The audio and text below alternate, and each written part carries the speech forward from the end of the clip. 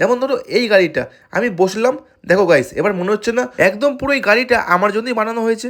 मैं गरीब हूँ, मैं गरीब हूँ।